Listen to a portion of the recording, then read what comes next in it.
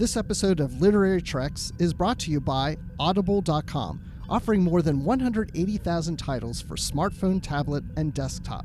To get a free audiobook of your choice and to help Trek FM at the same time, visit audibletrial.com/trekfm. And also by Enterprise in Space, an international program of the nonprofit National Space Society. Find out how you can help science and education and become a virtual crew member aboard the NSS Enterprise Orbiter by visiting enterpriseinspace.org. And if you want to join the conversation and share your thoughts on this episode, join the Babel Conference, our listeners group on Facebook. Just type BABEL into the Facebook search field. We look forward to seeing you there.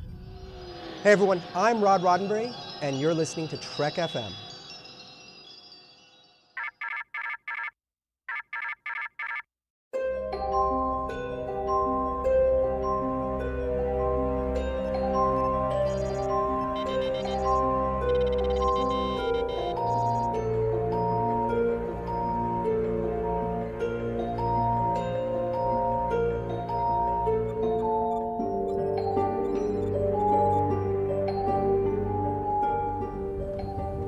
Are you taking all these books? I thought I'd take some light reading, in case I got bored. Well, here we are, ladies and gentlemen. Another episode of Literary Treks, episode 201. We got over the 200 hump, and we're going on to the next 100 episodes until we reach 300. Dan, Gunther, my co-host here on the show, how does it feel to start another 100 episodes? It's amazing. I feel like I'm saying hello to everyone from the other side. If Matt were here, we could have somebody break out into song, but it's not going to happen with me. So, but hello from the other side. It is. It's like, yeah, it's like a whole new world. A whole new world. I had to get a song in there just in honor of the past episodes with Matt. Every once in a while, we'll break into song. This is Literary Treks, the musical. It depends how much I've had to drink, but yeah, we'll see. What have you been drinking tonight, Dan? Actually, a Diet Pepsi, so that's not likely to contribute to any sort of melodic happenings here. I don't know. You and that caffeine. Woo! Baby, watch out. Very true. Well, let's get right into it because that's what we do. We want to talk about the stuff that we're reading here in the Star Trek literary universe. So before we do that, I just want to mention that towards the end of the show, we do have an email from one of our listeners, and we will be reading that and discussing it. So who knows what will be asked, but it is a question, and it's a question that we will have to answer and answer honestly. I swear to you, I have my right hand up right now, honest answers. So stay tuned after the feature for that. So let's go. No news this week. We're going straight into the comics. And the first comic we want to discuss is Waypoint number 6. Came out a few weeks ago. We wanted to make sure we got this one covered. And so Waypoint number 6, from my understanding, is the last issue of the Waypoint comics. Is that what you've heard too, Dan? That is true, and the little blurb at the start of this comic actually does say for our final issue. So really sad. You know, this was kind of an odd series, very different stories. You know, a lot of stuff that maybe people didn't latch onto right away, but some very quirky stories, some fun corners of the Star Trek universe. And I gotta say, I'm really sad to see this series go. I've really come to enjoy it. So yeah, number 6, the final one. It's Waypoint 6 that really makes me wish we were getting more.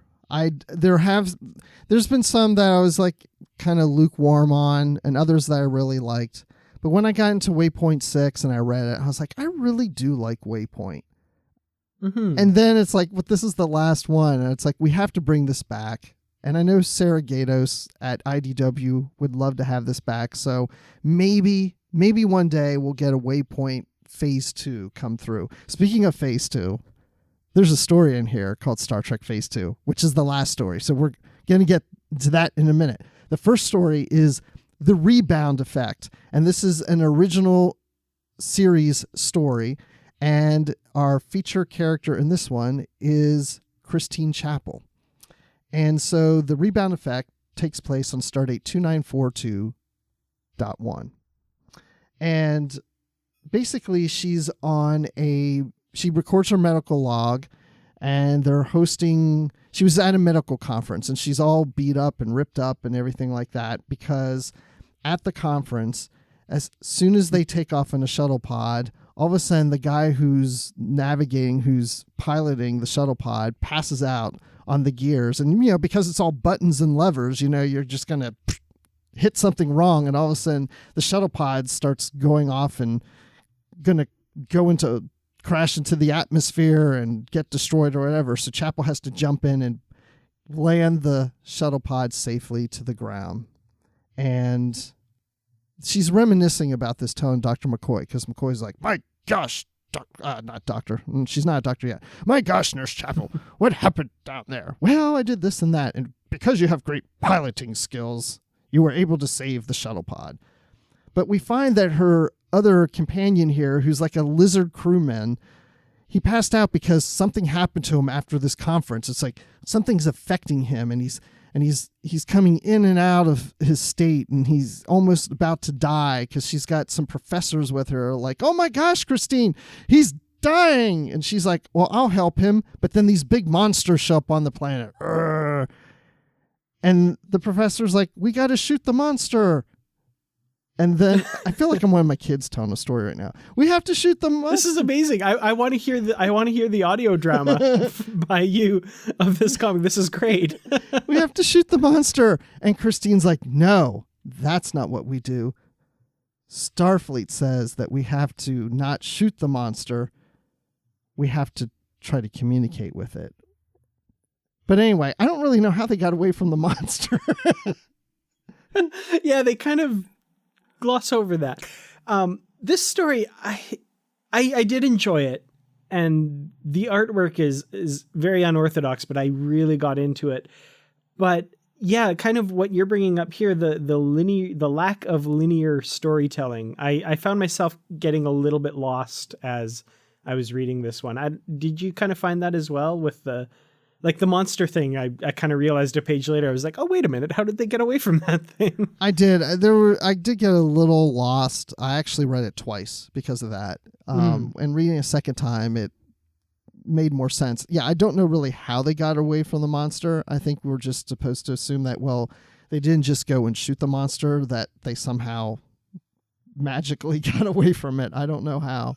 But it's not really, it doesn't really matter. Actually, the monsters don't really have anything to do with the story. I mean, they really don't add anything.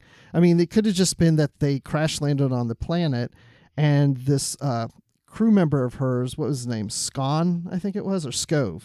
Scove is passed out, and all they had to do was say, oh, we need to get him back to the ship. Let's communicate to the Enterprise to come beam us out. And then it could have just ended there. I guess the monster's just there to kind of add some more drama to it, but there was really nothing that played out afterwards. Yeah, the scary musical sting right before the fade to black for the commercial break. And then they come back and they're on the ship. And you're like, oh, okay. Yeah, and they're talking in sickbay. And then as she's talking to Dr. McCoy about what happened, all of a sudden there's this medical emergency alert, and they call Dr. McCoy to forward conference room 1. And this is where I really got confused, because the next panel, it looks like they're down on a planet. And it's like, I thought he got called to a conference room. And now they're on a planet where this massacre was. So I had to assume, well, I guess he got called to a conference room to discuss what happened, and then they beamed down to the planet. That part was confusing to me. You see the panel I'm talking about at the top? Yeah. I'm wondering if it's supposed to be like the recreation deck or something, like in the motion picture, some big open area, but it definitely looks like there's like buildings in the background or something. That's what I was wondering too. Is it just a big, like you're saying, a big recreation area? Like, is it a big part of the ship that we haven't seen? But yeah, it looks like there's buildings and maybe ships flying through, like it's Coruscant from Star Wars or something.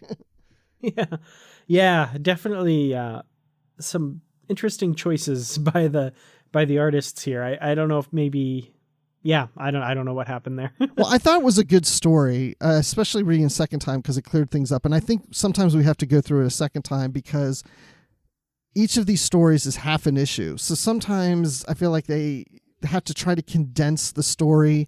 It's maybe longer than the story's longer than what the pages allow them to do, because especially when you get to the very last panel, there's a lot of text of like what happened afterwards. It's kind of like, well, and so we kind of reversed engineered everything and everybody was all well and happily ever after. It seemed like a quick resolution. Yeah, it's kind of a Voyager, everything gets wrapped up with a captain's log episode, you know? Right. But I don't know. Sorry for Voyager fans. But I enjoy. I thought it was. I do like the artwork. It's very different. It looks like it's almost done in chalk and pencil. Mm-hmm. Yeah, like colored pencils or something like that. It's a really cool style. I really enjoyed it. You know, especially with this being the last issue, I gotta say, like the different artists on each of the stories, the different styles. This is one I'm really considering getting the trade paperback omnibus version of it when it comes out, which I did look it up before we started.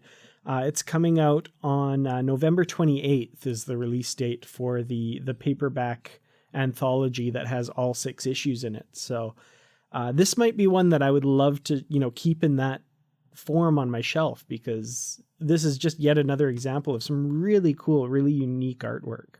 I think a trade paperback would really be a great format for these stories, because since there's 6 issues and there's 2 stories in each issue, you're basically getting 12 stories, all very unique, covering different crews and time periods and such in one book. I think that would be a great buy. So if you've only read 1 or 2 of the Waypoints and you want to read them all, then I think that's definitely the way to go.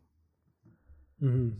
For sure. So the last story in here I find really interesting. This really perked my interest. It's called The Fear, but it does not take place in the series that we know of today. It takes place in Star Trek Phase 2. And my first thought was, wait, did they do a Waypoint comic based on the fan film Phase 2? Or like, are they going to start doing like Star Trek Continues or something like that? And then I realized, oh no, they're going back to Phase 2, which the fan series is based on. The Phase 2 that was being developed in the 70s after the original series. They're going to do a second series featuring Kirk and crew without Spock, because Leonard Nimoy at the time wasn't going to join the show. But Paramount was looking to launch a new TV network, the Paramount Television Network, and they were going to launch it with Star Trek Phase 2. It basically was going to be the next 5-year mission of Kirk and crew, which then got abandoned and morphed into Star Trek The Motion Picture, which then Leonard Nimoy did join.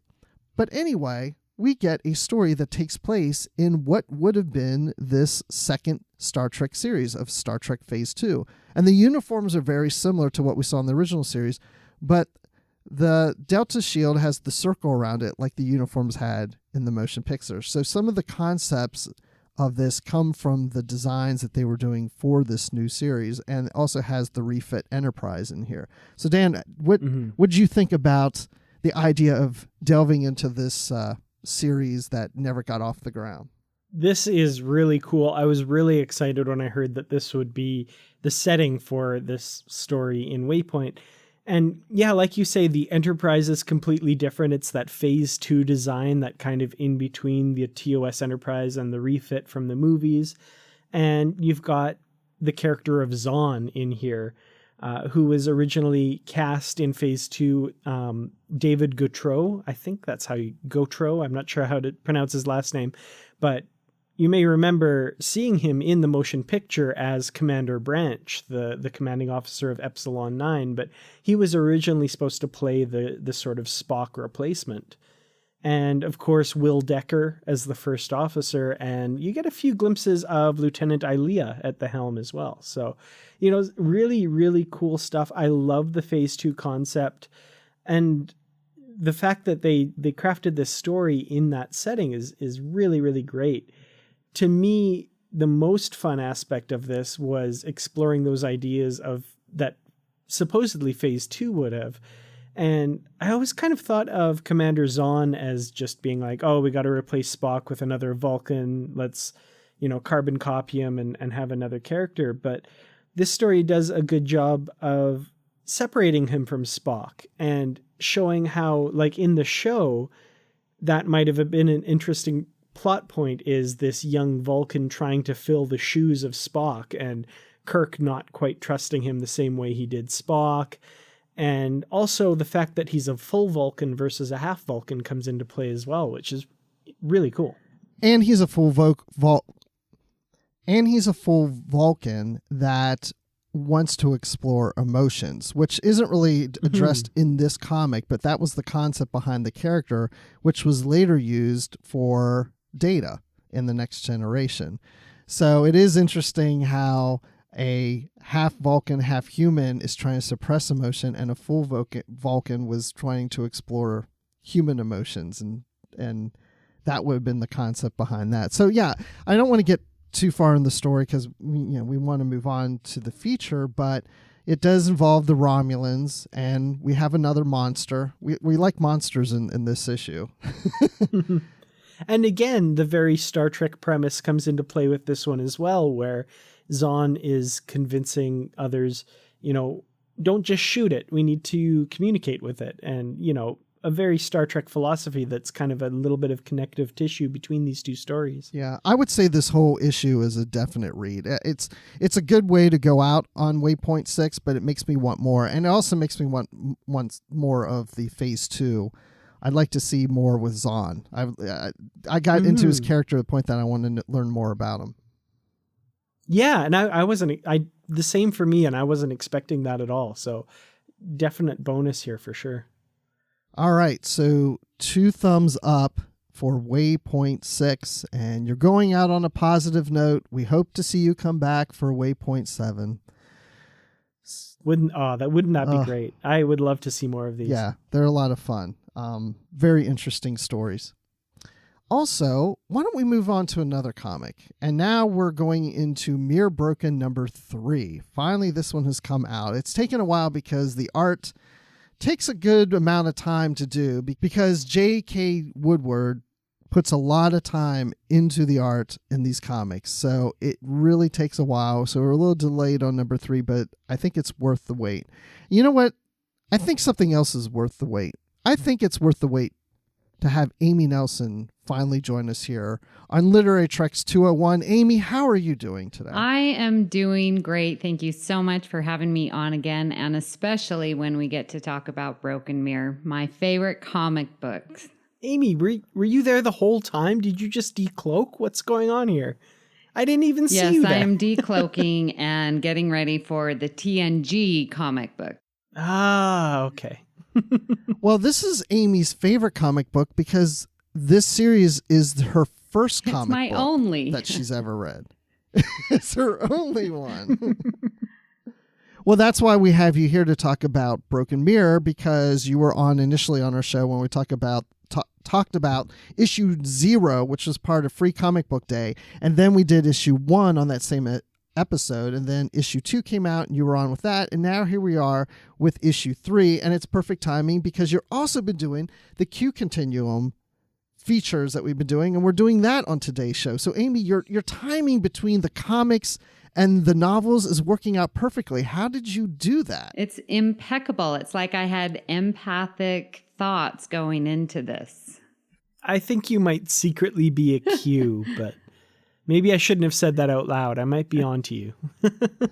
Well, let's go ahead and dive into this. And it starts off on the ISS Enterprise D shuttle bay.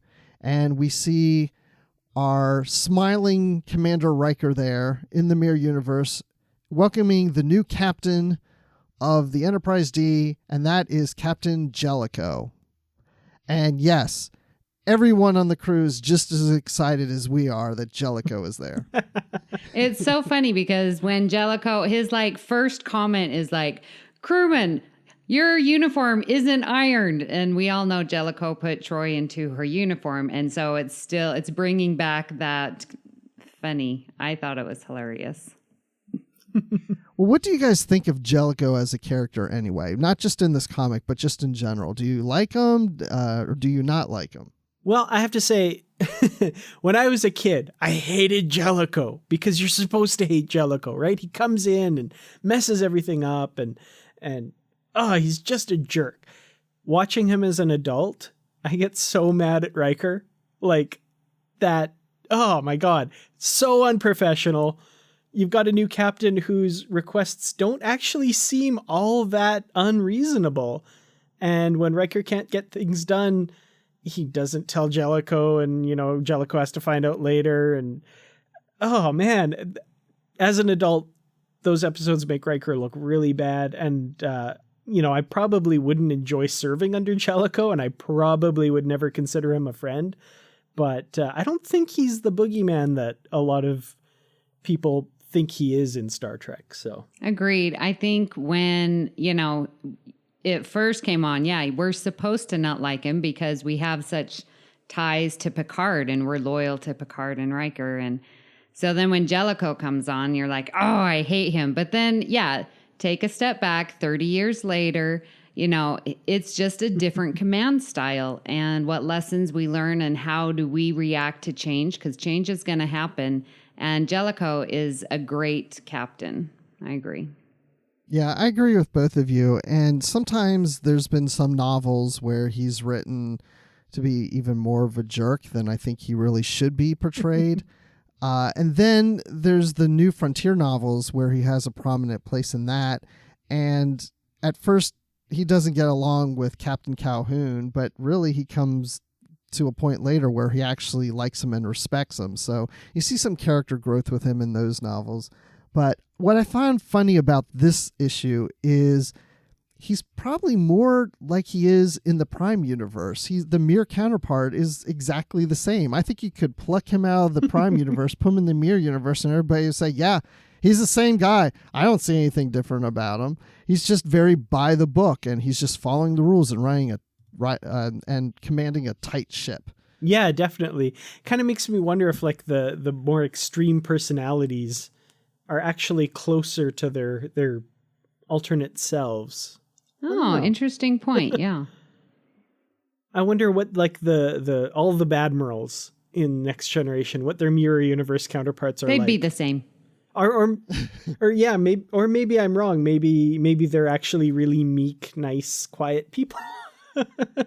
But definitely not the case with Jellicoe. They're very similar for sure. I know that's the approach they were taking with this, is not changing the characters too much. It's basically the same characters we see in the Next Generation. They're just in the Mirror universe, and so their situations are different. It's not like all of a sudden it's just mean and angry Picard. It's Picard in this situation, and he may be more of a jerk because of the situation, but he's still Picard. And I think throughout this, that works. I feel like all the characters, in my opinion, sound like they do on the Next Generation. They're just the Mirror universe, and it's a different situation. It's like a reimagining, taking a different approach to the Next Generation. Like, for example, Beverly Crusher sounds like Beverly Crusher to me. Yeah, they're their normal selves, but the product of this different society and its different mores and rules and the society and how it functions, basically. Well, and Wesley, case in point, here he's saying, okay, well, I've analyzed and I ran the numbers and we really need to stick with Picard. And I've looked at all the data and looked at all the, this is the best crew for the job. And like he did all of his analysis that we know Wesley to do. And he's so thorough. And here he is doing it in the Mirror universe. And he's got that funky black spiky hair. He is the character that doesn't look anything like the actor. Like, what's up with that? I think he looks like Will Wheaton. When Will Wheaton went out on a Friday night and just got loose and crazy. Exactly. He found Riker's holodeck programs. He really shouldn't have. And we don't talk about that. He had kind of a rough patch there. I want to talk a little bit about Deanna Troi. No, I'm kidding. Did anybody else kill themselves laughing in kind of a nervous laughter way at this transporter room scene. She says, "Who's the transporter chief?" It's like, "I am. Who the hell are you?" And, gets phasered out of existence. Then she says, "I'll try again. Who's the transporter chief?" That was classic. And the guy says, "You are? Definitely you." So and much that better. grin she has, she's like, so much It's better. so great. Oh, and the close-up, I mean, the artwork there was very beautiful. You could tell that was Deanna Troi. It was very beautiful. I paused and looked at that a little bit longer. That was a good art there. Mm-hmm. Yeah, I mean, all the art's good. We were talking on the other side of the page, which is a weird thing to say, the other side of the page. But I mean, before the show, we were talking about how the artwork looks a little different. It's the same artist. It's J.K. Woodward. It's just the painting is taking a long time. And at Star Trek Las Vegas, he had mentioned that he's doing a new approach to it. I think he's using more paint pencils and ink and whatever. I mean, it still looks similar, but it's a little different because what he's doing now will speed the process up a little faster, so we don't have to wait as long for each issue. So I just wanted to throw that in there, that you may see a little difference between this issue compared to the other issues that we saw in this series. But yeah, like you say, it's still outstanding artwork. There's so many little moments in this story that he's just paused on and captured perfectly. I think for me, it's a very small panel on the page, but when Picard first settles into the chair of the Enterprise D after having captured it, spoiler alert, I suppose, and he says, "Well, this is an improvement," and just the satisfied look on his face as he settles into the chair. Again, it's a very small part of the whole page, but it's just gorgeous. And the amount of attention and time and, precise detail that goes into each little piece of art throughout this book is just amazing. I love it. One thing that I found interesting was when Data pulls Riker aside and says, "Listen, if you've got grandiose ideas now that you've been entrusted and now you're second in command and this power might be going to your head, don't try anything." I thought, that might be coming up a little bit later, because Data was made sure to let Riker know, you better not be doing some kind of power play. So I like that part. And there's something about cold, emotionless Data threatening someone that is really scary. Like when Riker says, "What the hell kind of android are you?"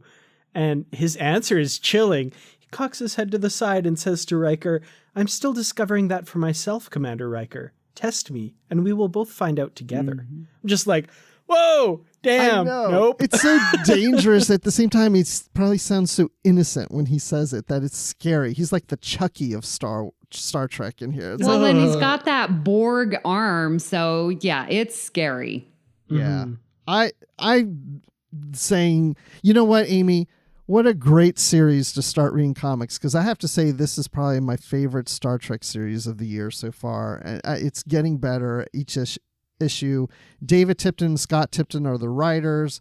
They've written tons of Star Trek comics. This is top game. I'm loving this. I can't wait to issue number 4. How do you guys feel about the series so far? Definitely. I was actually going to say something similar, that I'm kind of envious of Amy that this is the first comic series that you've gotten to read, because wow, like it's great. Well, aren't they all this good? This is, in my mind, they're all great, and look at what I've been missing all these years.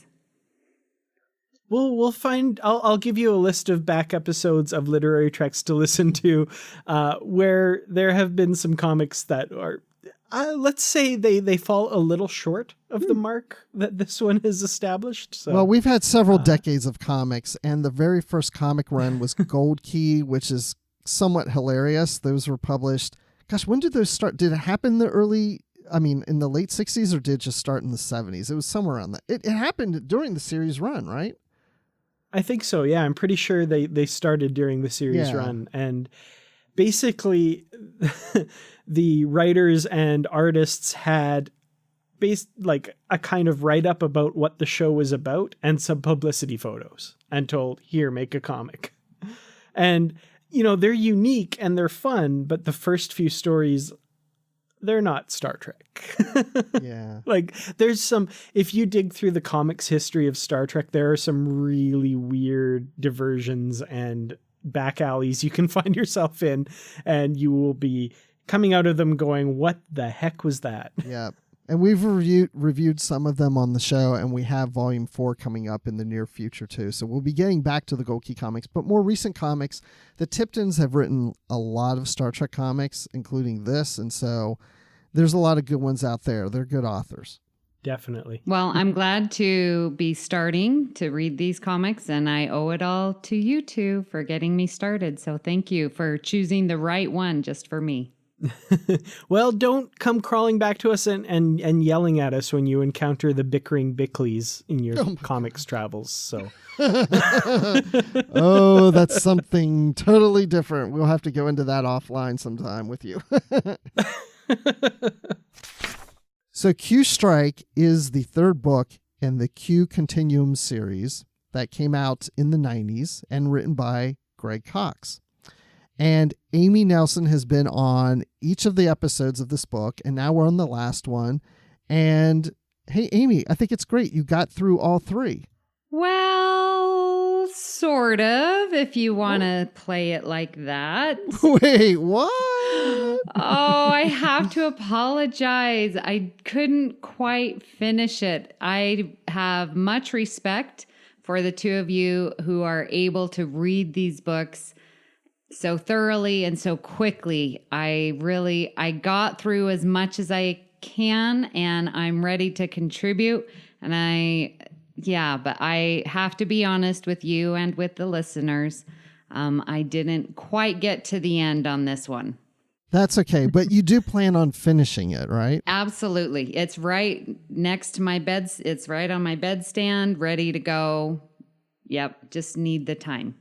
Well, because you started back to school, you're a teacher, and you're busy again. So it's hard to fit in the time to do the novels. Plus, you're doing other shows. You're like all over Trek FM. Well, yeah, the big thing, yes, I did start teaching, and that has consumed quite a bit of time. I was at Star Trek Las Vegas, which consumed even more amount of time. And rub it in. And I've been learning to edit a couple of episodes of Earl Grey, and then, of course, being on the Edge. So this book time frame that I had to read really was curtailed by those things. I mean, the previous ones, I was on Mazatlan, on the beach, doing nothing but reading. So it was all good. But this book came at a difficult time. Yeah, but you've read some of it. You haven't finished it, but you've read a good amount of it. I have. I've read a majority, I would say. As a math teacher, I could say a majority. That means over 50%. That is correct. So 50.5% would be a majority. That's about accurate.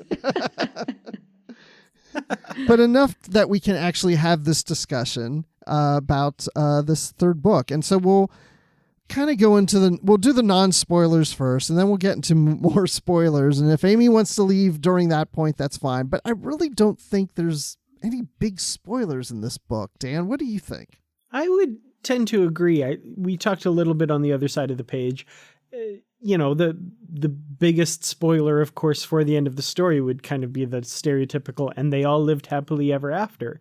But that's kind of the hallmark of Star Trek novels in the 90s. It was play with the toys, have some fun with them, but put them all back on the shelf or in the toy box when you're done, as they were when you found them, kind of thing. So, that's kind of par for the course for these novels. There's nothing huge, earth-shattering, galaxy-shattering that that is kind of any kind of changed state at the end of this story. So. And we're well into the story too, because you got to think this is the third book. So in actuality, we've already discussed 2/3 of the story. So Amy, you're more than majority read. Yeah. And it's funny you say that, because right from the beginning, it starts going into the big war that was leading up to in book 2. And so I'm like, oh my gosh. And then when the war ended, I was like, well, wait a minute, there's way more book left. This can't, so I'm sort of glad to hear that I actually did read the war part, and that was amazing. I'm sure we're going to talk about it, but yeah.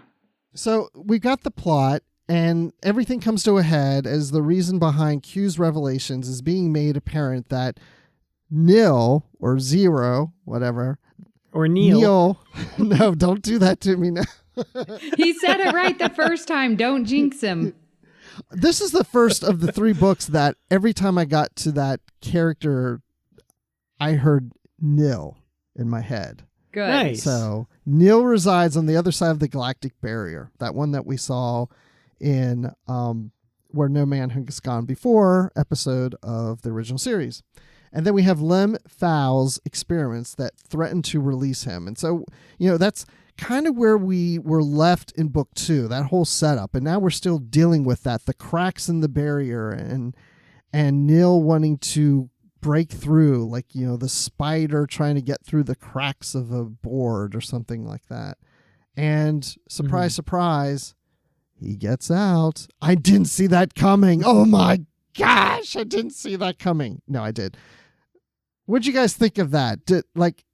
What do you think of Nil? Is he an interesting character? Do you really care? That's kind of one of the good things about this story is having 2 books to set up the threat, before unleashing it on the galaxy in the 3rd book.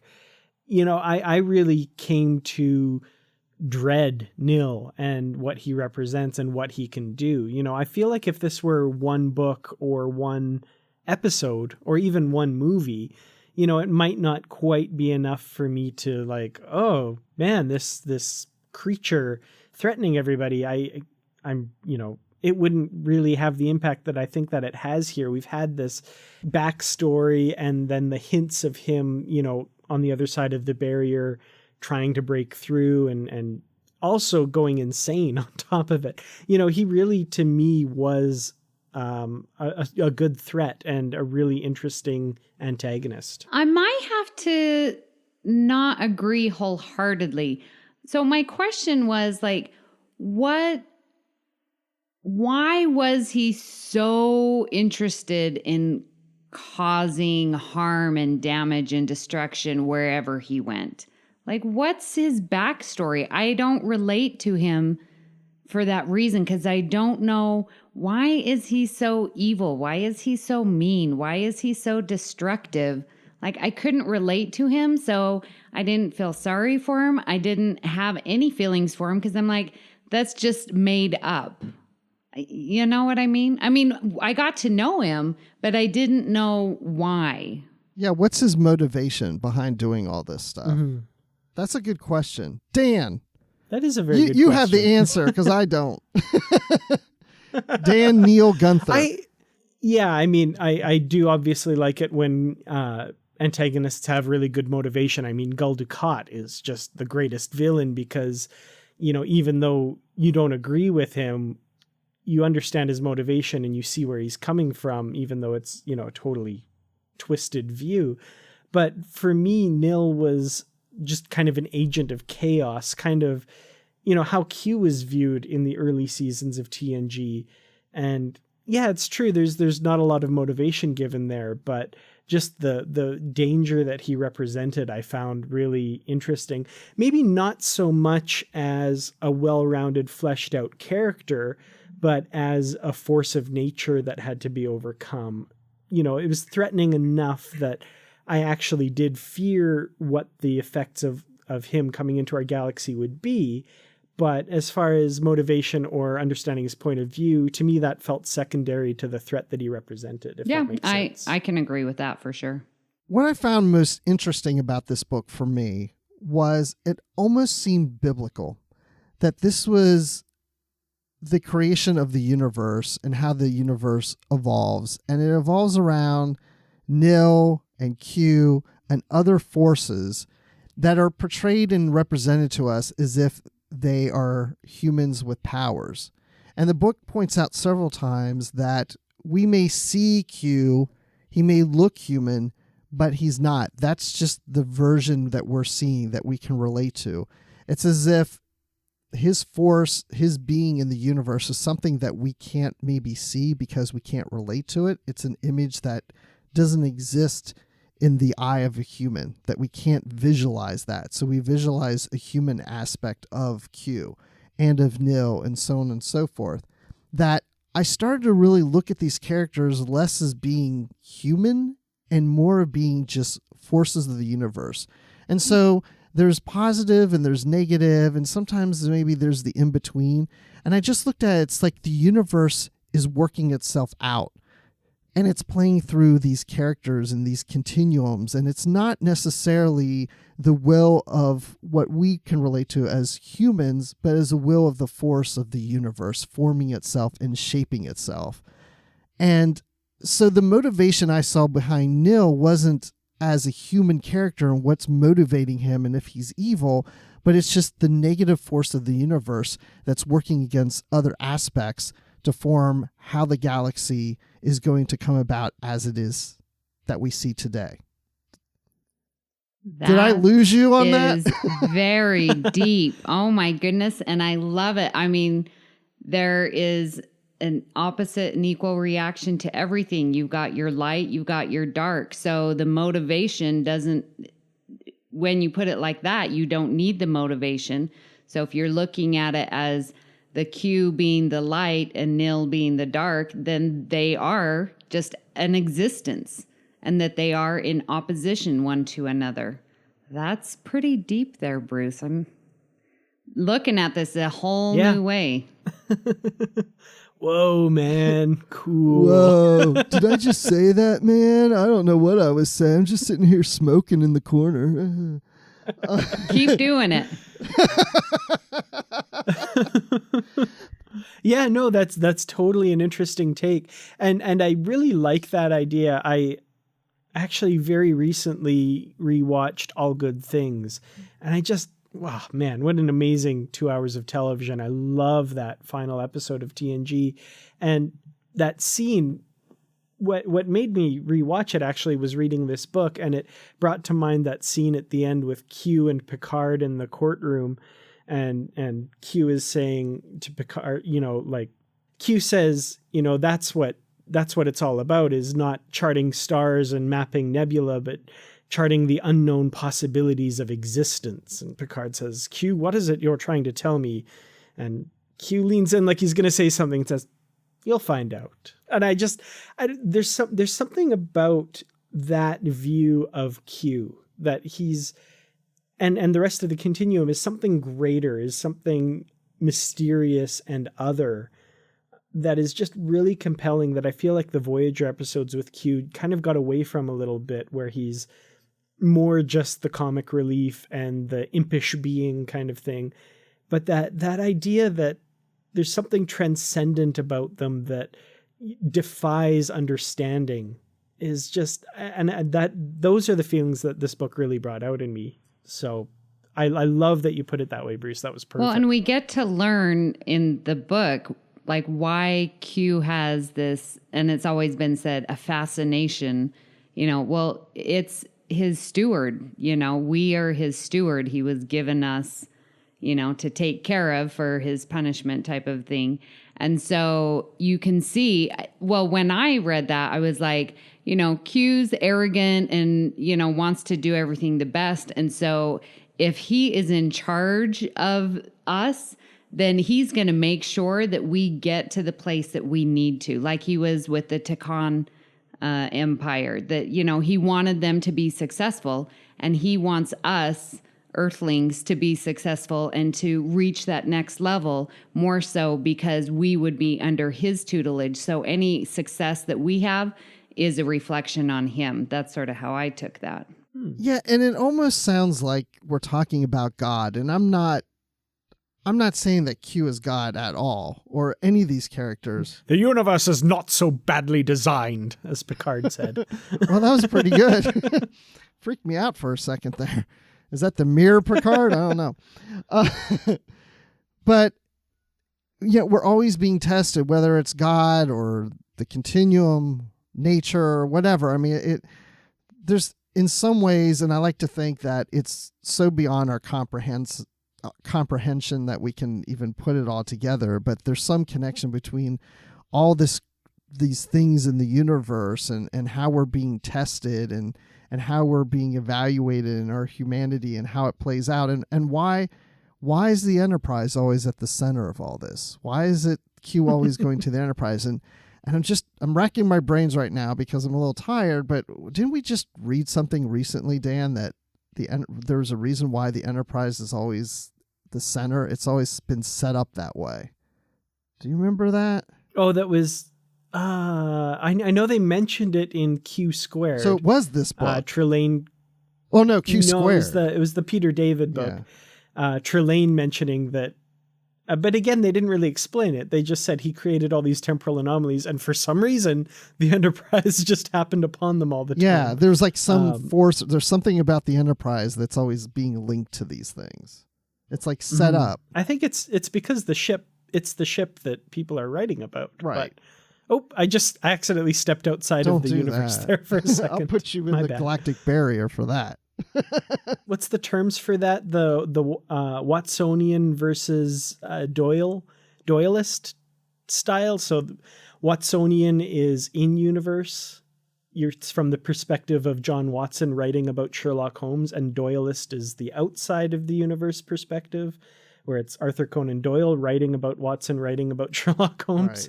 So I accidentally jumped out to a Doyleist perspective, and I should have been staying in a Watsonian perspective. Whew. Okay. Boy. I used to be an English teacher. I'm sorry. That's why I don't like to talk on the show. I feel like I'm being judged. Like my English teacher is like, so Bruce, what did you think of the book? Well, give us your oral book report right now. You're definitely not being judged, but if you were, it would be appropriate because we're talking about a Q book. There you go. But you're not. All right. Well, that did get a little deep, right? Maybe we'll move on to some other things. So Lem Faal and his kids. Oh my gosh, this guy drives me freaking nuts. Now, what I like about this is the connection to Where No Man Has Gone Before, that episode where we're near the galactic barrier, and Nil is that entity behind the galactic barrier that's kind of seeping his way through, and he creates that superpower we saw like in Gary Mitchell, and now it's being infected into Lem Faal to kind of carry out his duties for him. But Faal is really a jerk to his kids, and he's got a younger girl that we don't really see that much of because she's young, but his older son, I think it was Milo, he keeps reaching out to his father, and his father keeps ignoring him until the point where the female Q shows up, and she's going to attack Faal because he's Nil, and Nil's going to destroy the universe, so on and so forth. And finally, Faal acknowledges his son and says, boy, why don't you help me destroy this Q entity so that we can continue on what we need to do? I acknowledge you now. And Milo's like, yeah, Dad, you finally recognize me. I'm finally here. And you want me to do something for you? Yeah, I'm all there for you, Dad. It's like, finally. But Milo starts to realize later that, you know what? He's just using me. And I mean, this guy is a terrible dad. Just awful. Understatement of the year. Yeah. Lem Faal. It's the one thing that just, to me, really stuck with me. It was so heartbreaking. The relationship is just, what little tiny bit of that relationship was there is just completely destroyed. And I mean, I know he's under the influence of, the Nil whatever, his energy and stuff, but at the same time, it's him too. It's not just all blamed on this. The ultimate, severing of this important relationship is just, to me, the most heartbreaking part of this story. Now, Amy, did you get to this part of the book that we just mentioned, that female Q steps in? Yeah, you can really tell Lem Faal is not the parent of the year. When he's getting these powers, they're seeping in, and then he wakes up in sick bay and he sees his children still under, because they had to be put under because of the mental strain and stuff from being in the barrier. And he leaves them And he has a second thought of, oh, these are my children, but then walks away. And I thought, oh my gosh, how can you do that and just leave your children and feel that your purpose is more important? And I do understand that he was under the influence of Nil at that point, but even throughout the two previous books, he was not good to his children. So this was just more an amplification of his bad parenting. And it was very sad. I like what you said about him being under the influence of Nil, because it reminded me so much of Star Trek V, The Final Frontier, of Sybok being under the influence of the being behind the center of the universe, Shakari and all that stuff. Because I don't really understand in Star Trek V, and I recently read the novelization, why Sybok was led to the galactic barrier or to the center of the universe to this being. And I think it was hinted that, you know, with his psychic abilities, this creature is able to reach out through the universe and connect with him and kind of pull him towards him. And I feel like that's the same kind of story thread we're getting with Nil reaching out to Lem Faal, who is a Betazoid, and also pulling him towards him. So I feel like, and of course we see the character, the energy being the one from the Final Frontier in this book. He is part of this storyline.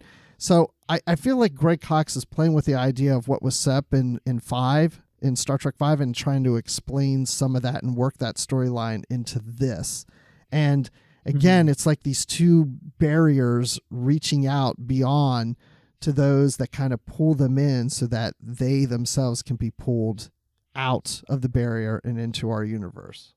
Yeah, that makes a lot of sense for sure. So there was that part of it was really interesting to me. And I really wish we would have seen the being in the center of the universe come and join them and do something, but we never really got to that. But I don't know. It was just quite interesting. But then we get to the whole thing with Milo, and Milo also gets these powers, but he doesn't become really bad. So it just shows me that whatever's going on deep down inside you is the worst of you is going to come out. And if you're pure and innocent, like I think Milo is, he didn't have the evil inside of him to do something bad. Yeah, like Lem Faal, where those powers amplified what a bad father he was, because it was already there.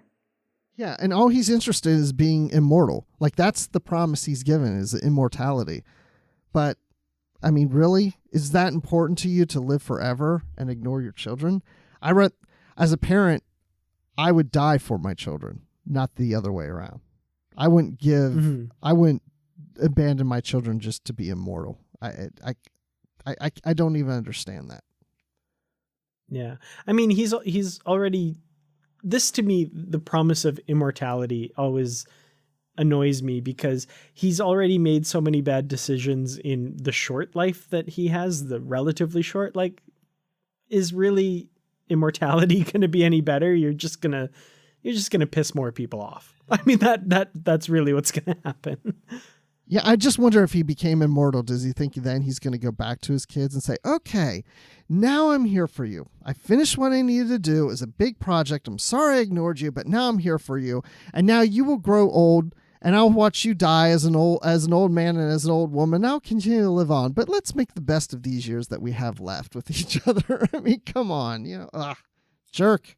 Well, and do you think that, like, the powers that Nil was entreating him with, that was sort of like a drug to him, that he just continued and I need more, and here's this promise, and because he turned away everything. And in part, I think he was at a weak moment. I don't know how long he'd been working on this galactic barrier scenario, but, when the wife died and left the kids, like, that was that turning point. And do you think that that's when Nil reached out to him with that promise of, now you're most vulnerable, I'm going to promise you immortality, I'm going to treat you to, come to the galactic barrier and let me in? It's definitely possible. I mean, it's a cliche, but it's a cliche for a reason. Power corrupts, and absolute power corrupts absolutely. It is something that, like, I certainly wouldn't want to be tempted with absolute power and immortality and all that kind of stuff, because no one can really answer how they'll react. And it is possible it's something you would crave more and more, and probably by design. Like, that's how he gets you, And so, I mean, Lem Faal in some respects is definitely a victim, but he's a victim I'm not feeling a lot of sympathy for by the end of this book, unfortunately. But yeah, no, I just, ugh. Yeah. So awful. They're kids. Come on. Well, it is almost, I guess, like addiction. It's like if somebody is an alcoholic or addicted to drugs and they ignore their children or they abuse them because they're just not themselves. So maybe you're right. Maybe it's just he's not himself because he's so addicted to what's been promised to him, and it's just taken over his life, and it's become an obsession that he can't even see straight in front of him. He may have been a good father before all this. I mean, I didn't get the impression from Milo that his dad was always like this. This is a recent thing. That's true, yeah. So, speaking of family, we have the Q family. We have Papa Q, Mama Q, and Baby Q. It reminds me of the 80s. There was a Plastic Man cartoon. They had Baby Plaz. I don't know why. It just makes me think that. Wow. Anyway. So, Dan, I want to ask you about the relationship among the Q, because you have some thoughts behind that. Well, I found it really interesting, the idea of this Q family unit. And, it's something that we learned in Voyager. No Q has had a child for however long. Like, it's just not something that they're used to. So it's really cool that you have this mother, father, and child family dynamic going on, and how each of them fits into that is really interesting. And to me, the woman Q and her relationship with the infant Q, I loved that. I loved how protective she was over her baby Q. And to me, and although this is a sentiment that I think the Q would be really annoyed at me for saying, I felt that it really humanized them and really gave them a really human quality, and made me empathize with them, in a way that I wouldn't otherwise. The Q, like we've talked about earlier, are so beyond, like, they're so hard to wrap your mind around that, seeing them in something very familiar and something that's very understandable is a really great way to make you, as a reader, empathize with them and care about what happens. And I loved that relationship between all three of them in this story. It really, it's a unique concept that I really like that Greg Cox was able to explore it a little bit here. I thought the family dynamic was interesting. I could have used more of it, actually. I felt we had a lot of Mama Q and Baby Q together a lot, and Papa Q was off doing something with Papa Picard. And and the cat's in the cradle with the I sang. All right, we're getting there. It's good. One too many Diet Pepsis.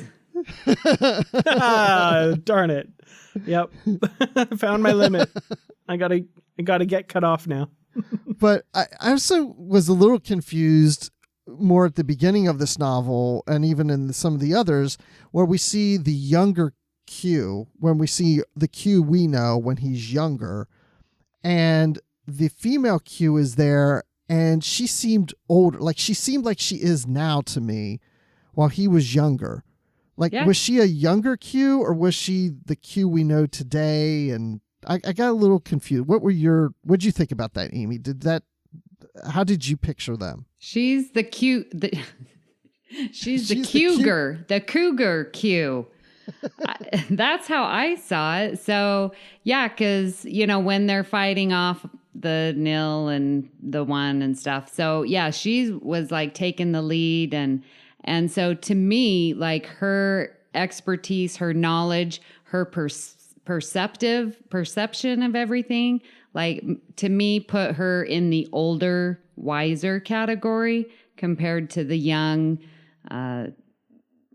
just do anything younger Q that we know. So that was interesting to see those two hook up that, oh, this is the, Q and woman Q and baby Q. I was like, oh, wait a minute. She's a lot older. But what is time when you're living forever, right?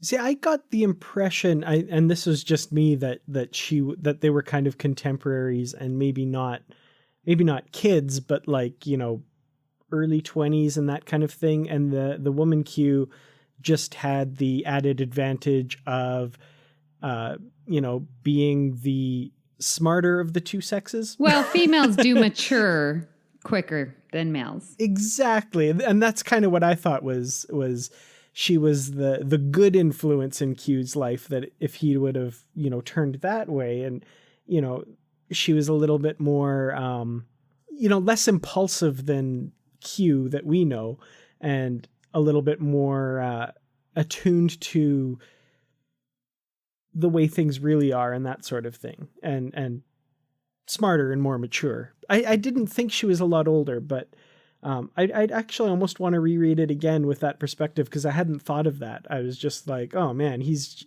just an immature, bumbling idiot, and he needs to listen to the woman Q over here, who's, a lot smarter than him. But I it's interesting, the age idea. I hadn't thought of that.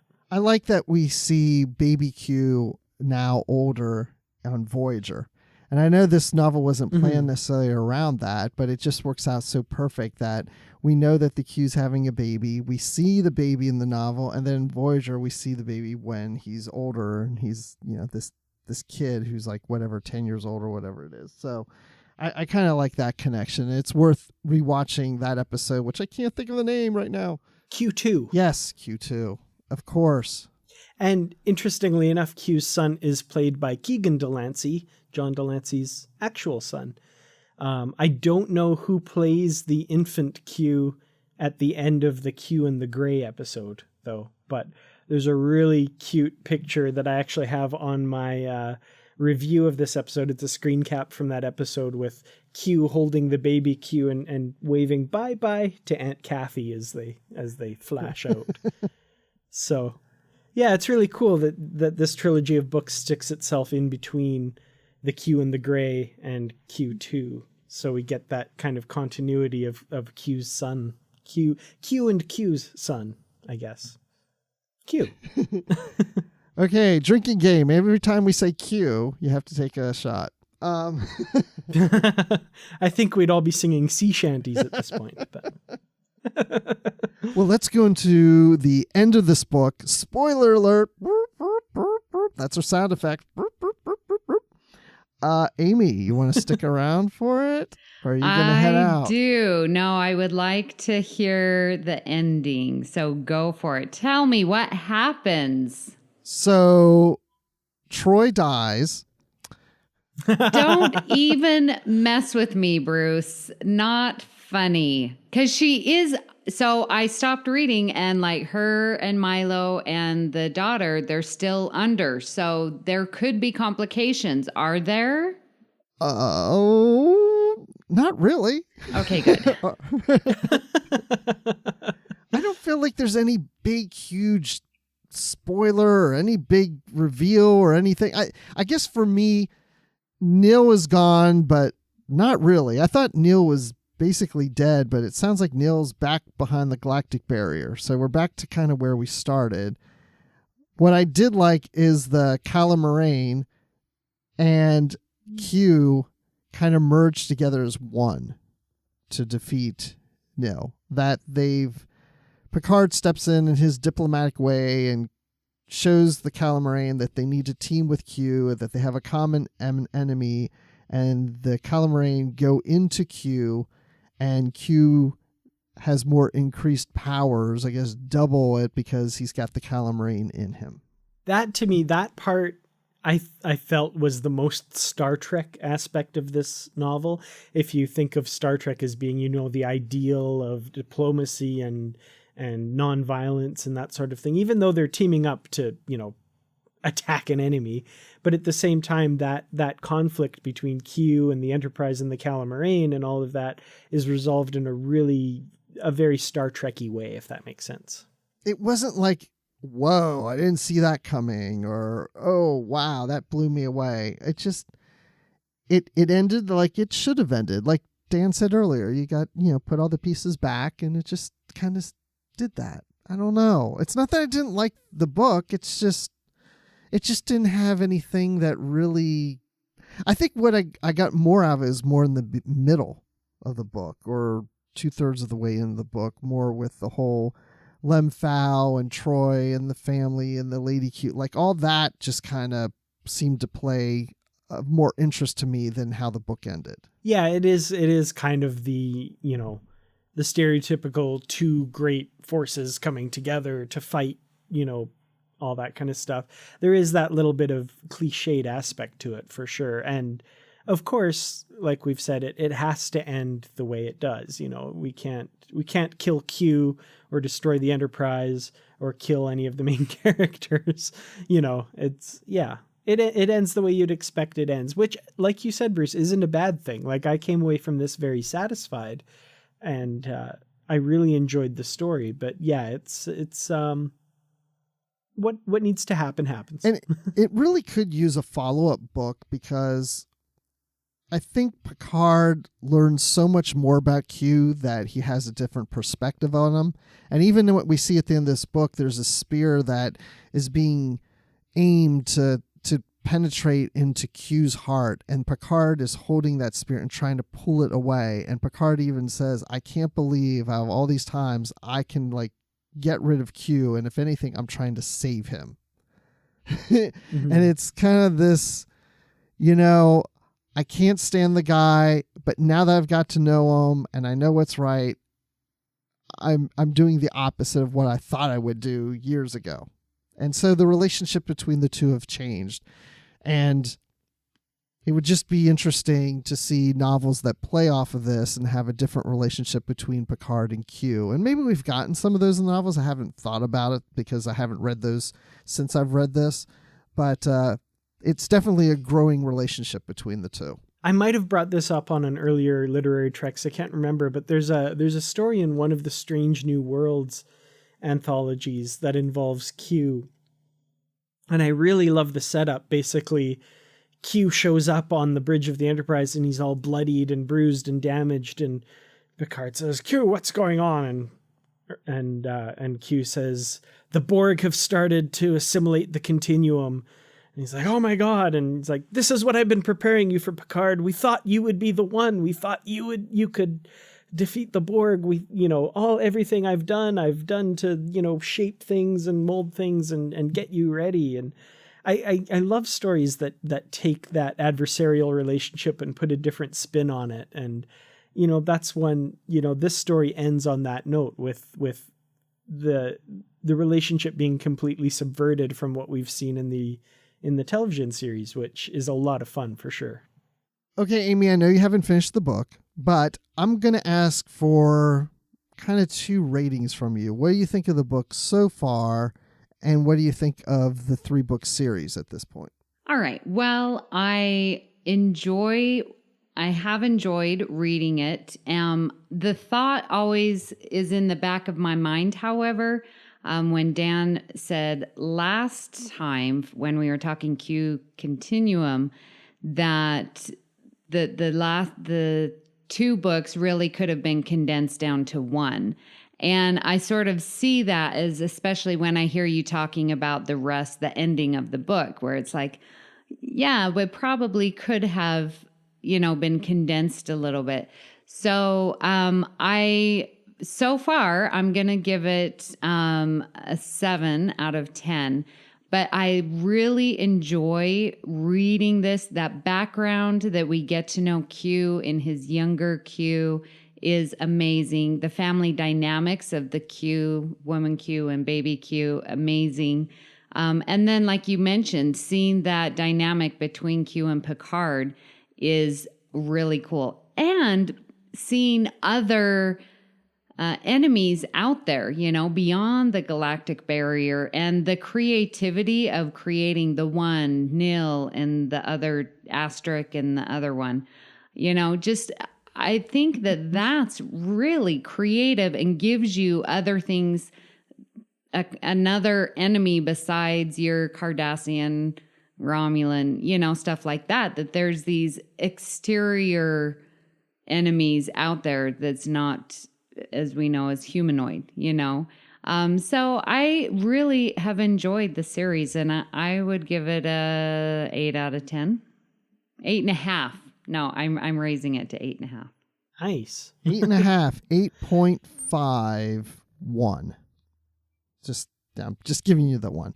Okay. Just so that you have a majority of the whole number between there 8 you go. and 9. All right, Dan, your thoughts. Yeah, I really enjoy this book. I've enjoyed the entire trilogy. I love the way things wrap up. I know, I've said through this podcast that, it wraps up kind of by the numbers and that sort of thing. But again, I don't want that to be a bad thing. I mean, it's kind of the reality of how these books go. But at the same time, the journey to get to there is interesting and really well written and a lot of fun.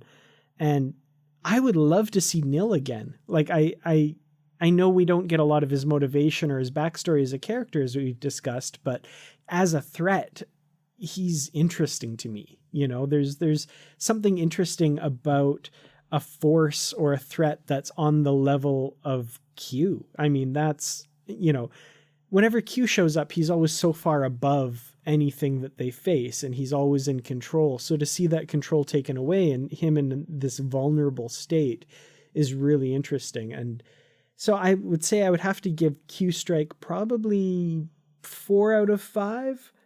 And the series as a whole, I would rank around there as well. I would say that, the one problem I would have is, I think this trilogy could probably have been done in 2 books instead of 3.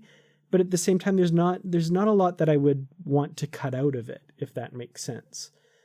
So I'm not sure how much there would be to cut out, but I feel like the individual books themselves were fairly small. Like, I feel like it could have been 2 books instead of 3. So I don't know, but regardless, I really enjoyed the trilogy, and it's been one, like I said, this is now the 3rd time that I've read these books, and at no point did I go, oh my God, I've read this before, I want to put it down. I was enthralled, even though I knew how it ends, and I've read it before. So definitely a keeper on my shelf for sure. I would think rereading these books, you'd pick something up that you maybe didn't pick up before.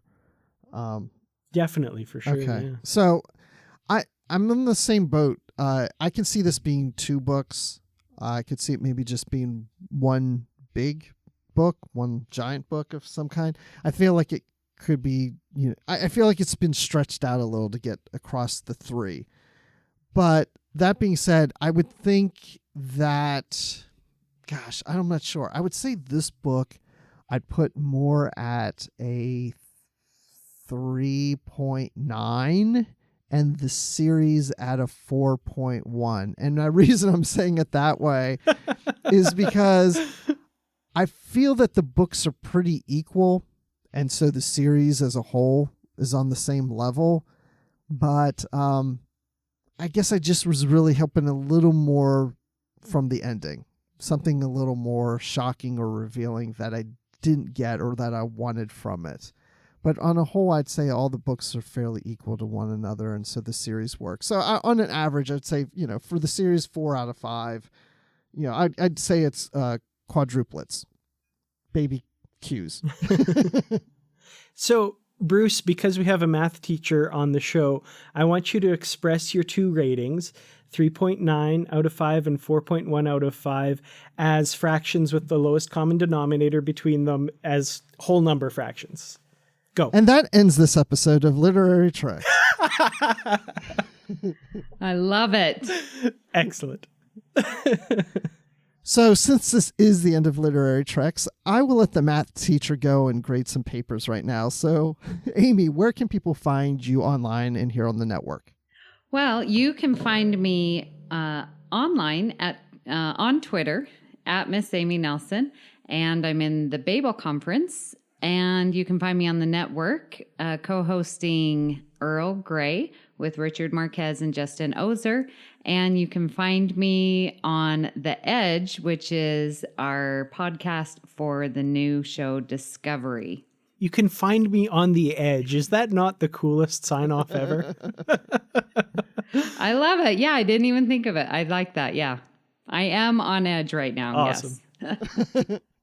Well, we'll just go ahead and push you off the edge and say, have a good evening. And thank you for joining us through all three of those books. We really appreciate having you here.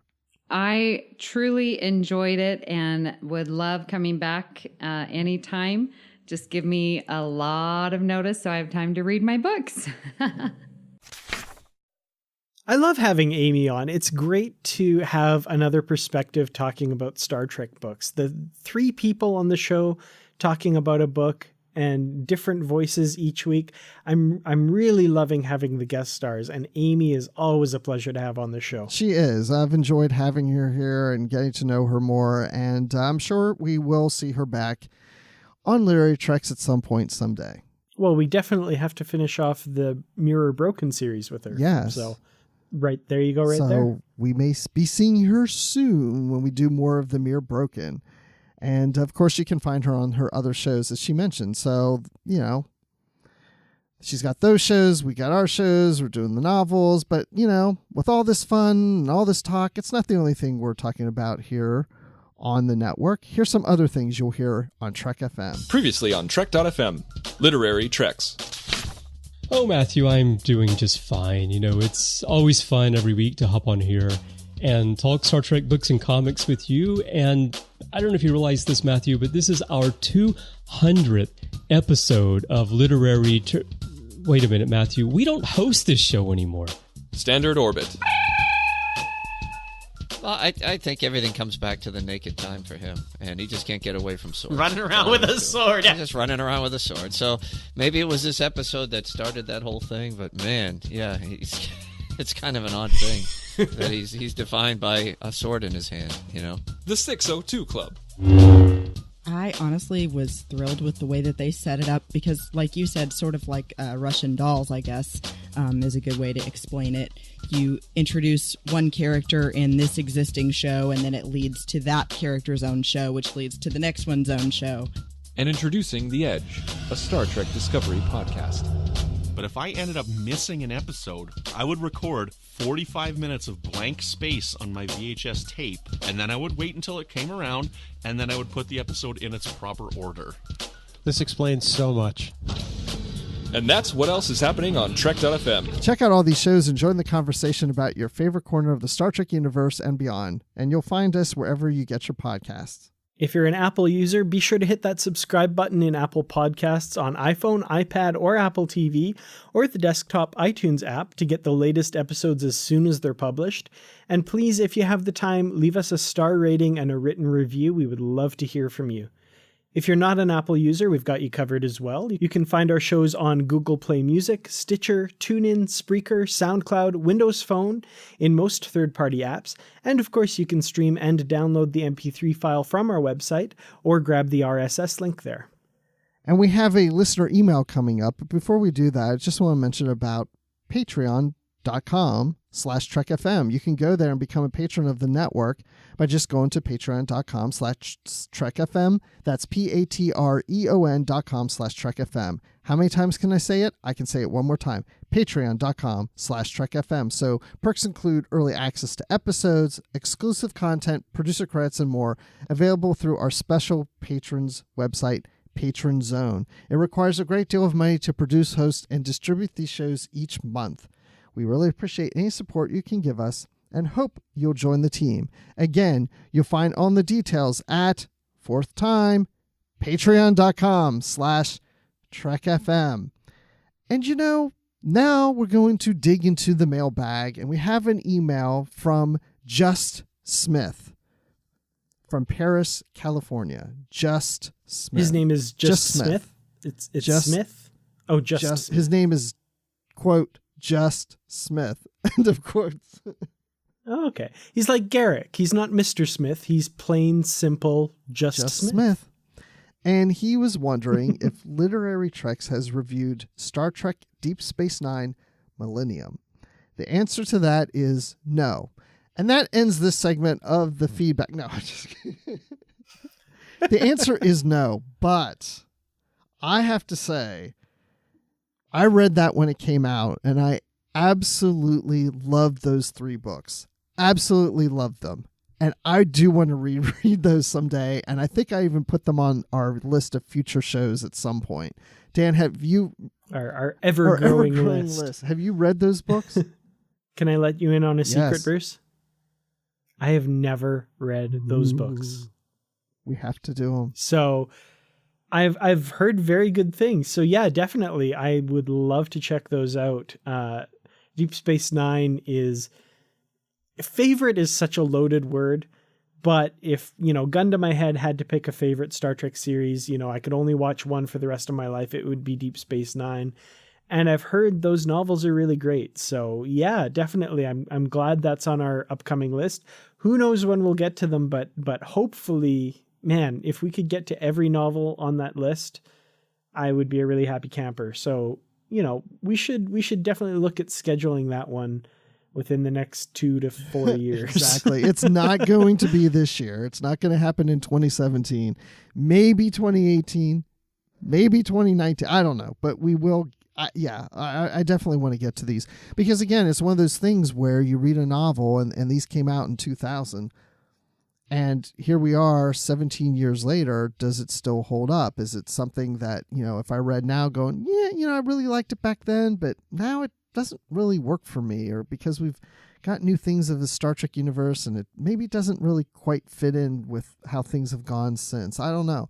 And I'd love to go to it. And it was written by Judith and Garfield Reeves Stevens, and I love a lot of their novels. And of course, we've been talking about the Shatnerverse novels that they've written. And so it's definitely something we are going to consider. So Just Smith, we just like your email. Excellent. Well, we'd love to hear your thoughts on today's show or any of the shows we've done, or like Just Smith, if you have ideas or questions about anything we've covered or you want us to cover, there are many ways for you to get in contact with us. The best place is to join in the larger conversation on the Babel Conference. That's our listeners group on Facebook. Just type Babel, that's Babel, into the search field on Facebook and it should come right up. If you'd like to send us an email, you can use the form on our website at trek.fm/contact. Choose to send to a show and select Literary Treks, and that'll come right to us. You can also find the network on Twitter at TrekFM and on Facebook at facebook.com/TrekFM. And find us on Goodreads group, where we have a bookshelf with all of our previously covered books, as well as the currently reading section, so that you know what it is that's coming up on future shows. Plus, we have great conversations happening about the books and the comics. Just search for Literary Treks on Goodreads and click Join Group. And we'd like to thank Ken Tripp, Greg Rosier, and Brandon Shamatala for their support of the Trek FM network and being associate producers for Literary Treks as well. So, Dan, when you're not babysitting Baby Q, where can people find you? They told me it would be an easy job, it'd be an easy $5, but you try babysitting an omnipotent being. Okay, I'm just, cosmic diapers. That's all I'm going to say. Ooh, but sensitive. when I'm, I've seen things, man. It's not cool. But when I'm not doing that, you can find me on Twitter. I'm on Twitter at Kertrats. That's Kertrats. You can find me on youtube.com/Kertrats Productions and on facebook.com/Kertrats Productions. And I have my website where I review Star Trek novels at treklit.blogspot.com. Now, Bruce, when you're not heroically trying to wrestle a spear away from striking Q in his heart and dooming the universe as we know it, where can we find you? I could kill him now. After all these years, I could kill him, but I'm not. What is wrong with me? I guess I'll just have to be on Twitter. And you can find me on Twitter at Admiral_Rex. And you can find me talking Star Wars with Riley Blanton and Mark Hurleman on the Star Wars Report podcast at StarWarsReport.com. And just, other places around Trek FM. Been on Earl Grey recently, and The Edge. So who knows where I'll pop up. And also the 602 Club, where I started all this mess in podcasting. So, and of course you can find me in the Babel Conference. So I guess that just about does it. So we can find both you and Amy on the Edge. How cool is that? That's true. And she pushes me over the edge all the time. No, but anyway, I want to thank everyone for listening. And until next time, live long and read on. What do you call that, light reading? To each his own, number one.